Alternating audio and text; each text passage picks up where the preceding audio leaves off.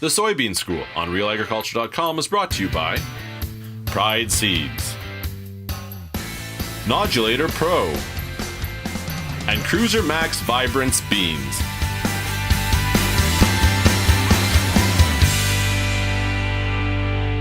We're back with Pat Lynch at Canada's Outdoor Farm Show at the demonstration site, and we're looking at variable rate soybeans. Pat, we've done a lot really on variable rate corn, but hey, what about soybeans? Okay, that is an excellent question, because in some ways we've been doing variable rate soybean seeding for years, in as much as in the good part of the field we have really good emergence, and we have too many soybeans coming up, and then we get into white mold. And then in the poor part of the field, specifically those heavier areas, what we're doing is we're determining the population for the poor part of the field, because we don't want to have those thin spots. So if you look along here, like this part of the field, like that's too many soybeans in my plant.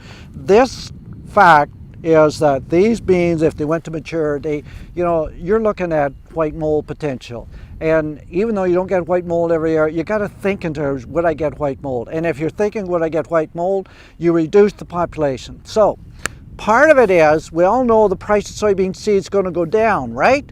Not going to happen. As we get into more technology, all of these traits, the people who have invested money in it, they want a return on their investment. And they're not saying that you got to plant at a high population. They're saying that you got to plant at a population that gets the yield.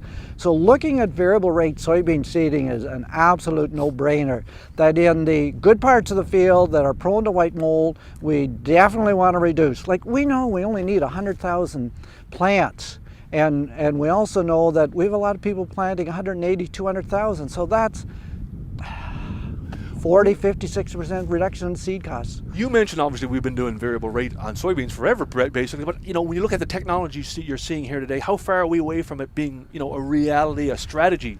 No, it's a reality now. And the farmers know the good parts of the field, they know the poor parts of the field, they know where they can use a higher population and a lower. So the technology to do that, we've got it here today. It was demonstrated here today at Canada's Outdoor Farm Show, the 25th anniversary. What an appropriate place to do it. The technology is here. Now all we got to do is get the farmers to accept it, embrace it.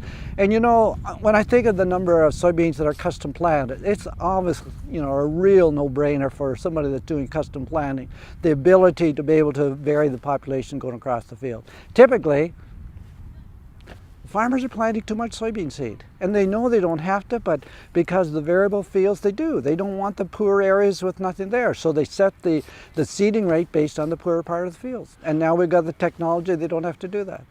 Pat, we've got management zones, we've got maps for fertility. Hey, when it comes to soybeans, can we add a map for disease and Absolutely, absolutely we can. And that's a good point, Bernard, that you make, because our fertility map zones are going to be similar to our population. Where we have the high corn yield, we're putting on extra nutrients, that's the same area where we're going to be putting on high population corn. And when you take a look at it, the high nutrient zones for high corn, that's where we put the low soybean population. So everything's already there. Now, this was the last piece, getting the piece of equipment to do it, and now we've got that technology, and it's available to the farmers. So this is just great. Getty up there would love this. He would love this type of technology being presented here to Ontario and farmers from all around the world.